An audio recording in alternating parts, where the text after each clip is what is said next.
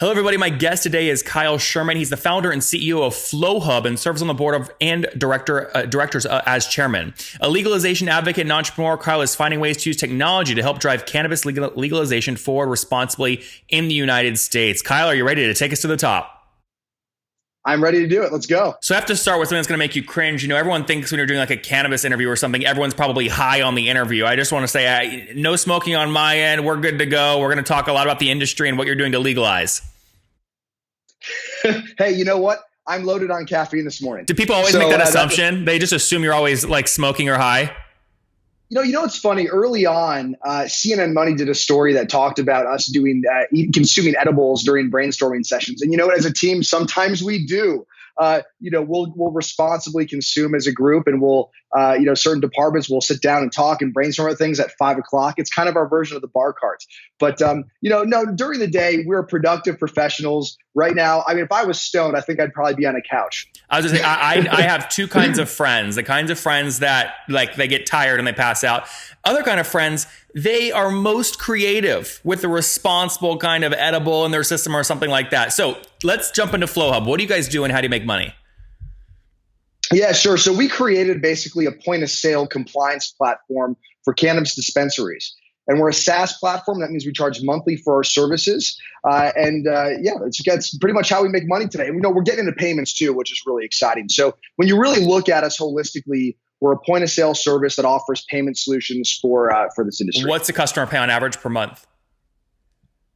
Look, our ACV a year is around $8,000 today. Some go as high as $45,000. It kind of depends on the size of the dispensary, but you can break that down. We typically do a minimum of a 12-month contract. So we look at these contracts in kind of a 12-month view. But $8,000 ACV is a fair average? Yeah, I would say for our single locations, it's probably around $8,000 today. And it grows every year, obviously. And do you have a partner for it sounds like it's a point of sale system. Are you building the hardware yourself or you have a partner for that? No, so we partnered with HP earlier this year to provide an all-in-one solution. So these systems ship from HP over to our customers with our platform installed on it. However, you can install FlowHub on a Mac, a PC, a tablet, any type of hardware. We're hardware agnostic, truly. But for those who just want an all-in-one, out-of-the-box solution, they're opening their dispensary, you can get that from HP, and it works really well. It's a very cool system. You're subsidizing that for them? You're paying for it for them, or they're having to pay extra for that? No, they're buying that. Okay, and what's that cost, the all-in-one HP solution? An all-in-one HP solution, I think they get those. It kind of depends on all of the hardware options they buy and what state they're in, because various states need various, hardware packages. Some states you have to print labels, others you don't. So I want to say it's anywhere between like $2,000 and $3,500 for an entire setup that includes all your printers and everything, something along those lines. And how many customers? Well, actually, put this on a timeline for me first. So when did you launch the company? What year? January 2015, we founded the company. We raised some money and then really started cranking in April. Okay, and so how much have you raised to date? About $8 million. $8 million. And was this through like traditional VCs, or did you have to get creative considering the industry? No, great question. Interestingly, there's actually some VCs that are specific to the space. And so early on, our seed round was led by a group called Poseidon out of San Francisco. And they're kind of one of the premier early stage hedge funds. I guess I would consider more of a VC actually rather than a hedge fund. But they were early stage, kind of first to market in the space. And so they've been very supportive. After that, Fido Partners, Green Lion Partners, folks like that, JM10, Altitude. These are kind of groups that are really focused on the space, both West Coast and East Coast. And then, of course, filling it with angels, mentors of mine, folks like that, friends and family. Did you pitch Brad and David Cohen? No. You didn't. They're big, obviously, they're in Denver. I was curious if they got in with you. Yeah. What group are they with? Brad Feld and David Cohen. David Cohen founded Techstars. It's funny. Oh, no, of course. No. Actually, I talked to Ryan McIntyre really early. So Ryan's Brad's partner, but it was interesting at that time.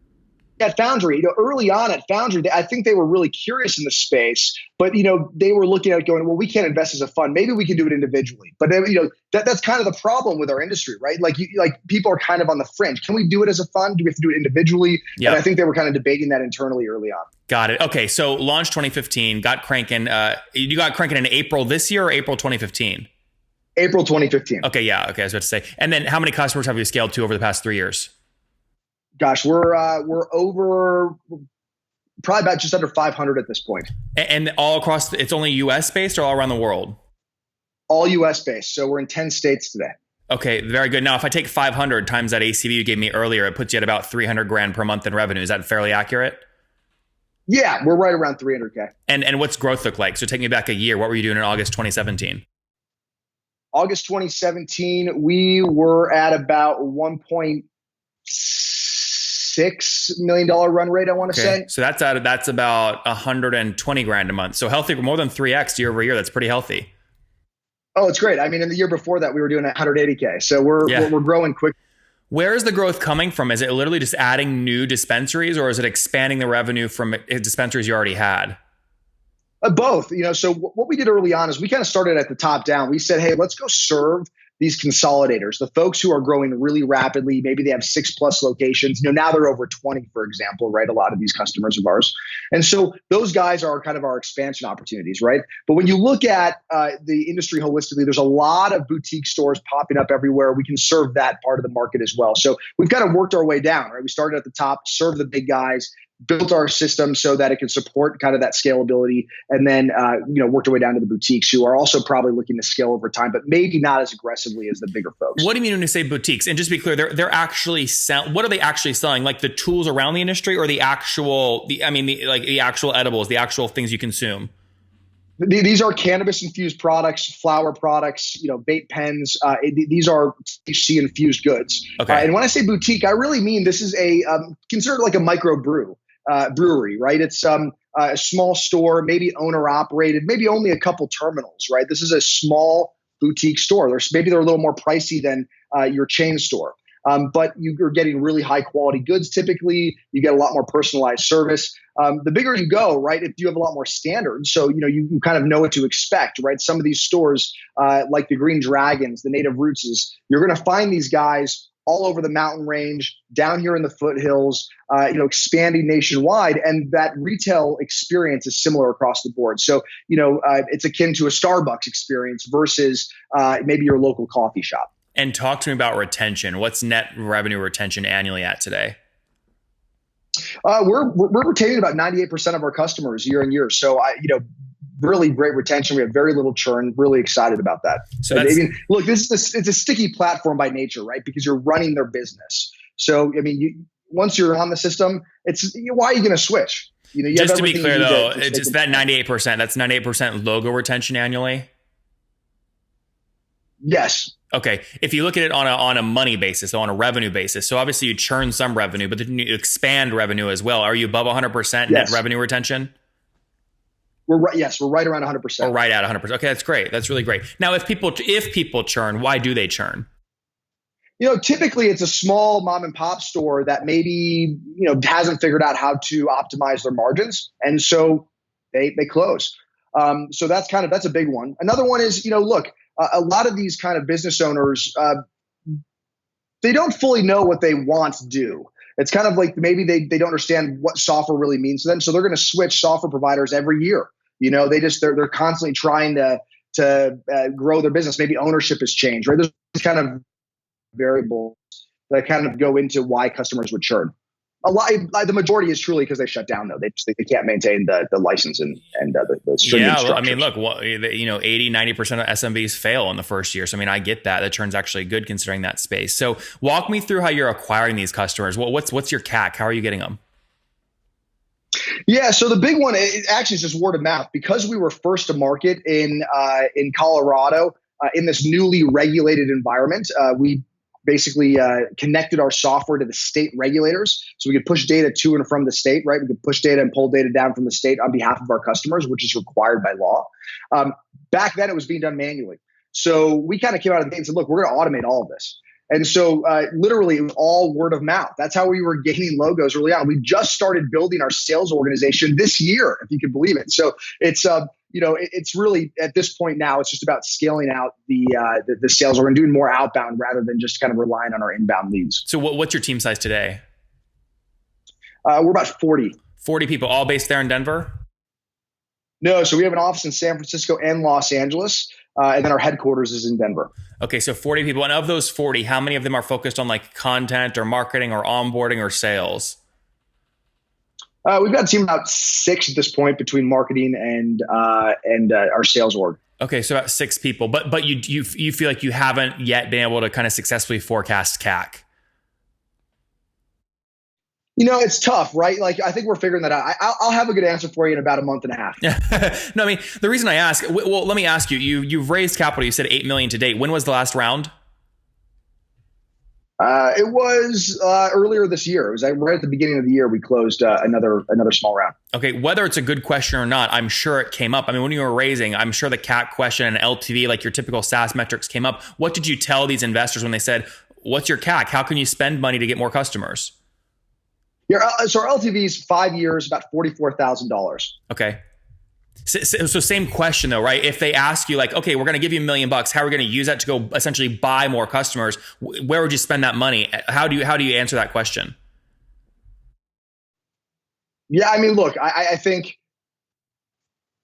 I have no idea. Did they ask you that question? No, I mean, we talked about ratios. Like we're about a 3-to-1. In terms of LTV to CAC ratio.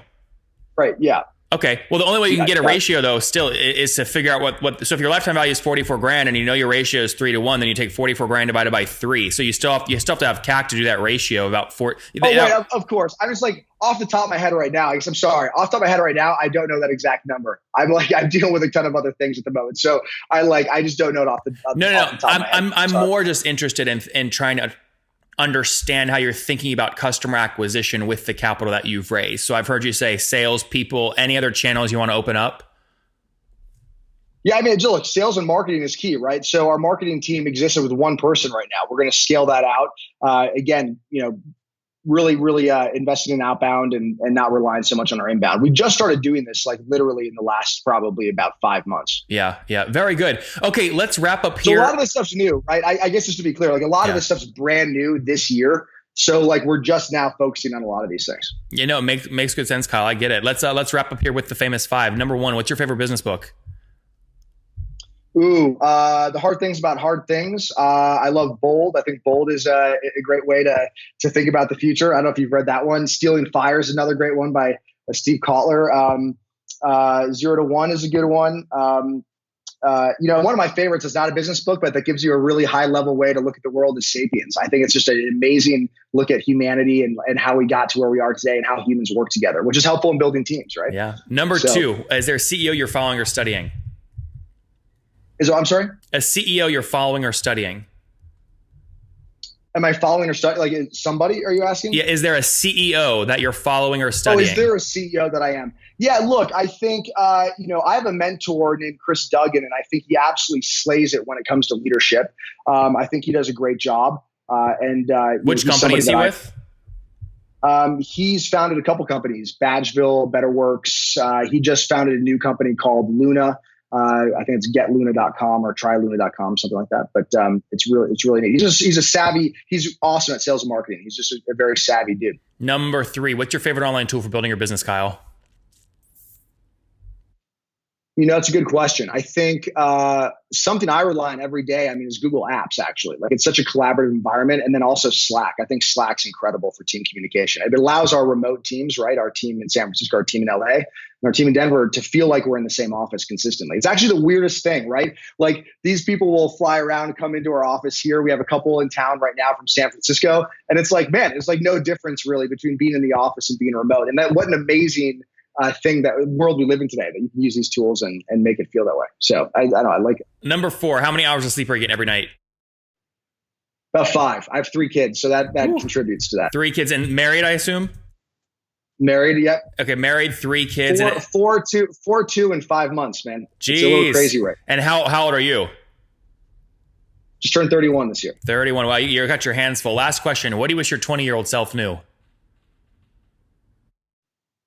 Oh man, I wish I knew back then that I should probably be reading like a book a week. I think I was probably spending more time on the internet reading Reddit than I was reading books. And I'll tell you, I read about a book a week now, and it's absolutely changed my life. Guys, read more there. You have it from Kyle. Founded FlowHub in 2015, helping folks in the cannabis industry in a legal, compliant, and regulatory way. Again, process payments on location. They're working currently right now with about 500 different locations, paying on average, call it $8,000 per year. So doing about 330 grand per month right now. That's up from 120 grand per month back in August 2017. So almost 3x growth year over year. They raised about $8 million. Team of 40 people between Denver, San Fran, and LA. Economics healthy. 98% logo retention annually, net revenue retention annually over 100%. They're just now starting to figure out and scale their marketing team to get into things like CAC, payback period, lifetime value, super healthy with low churn. Kyle, thank you for taking us to the top.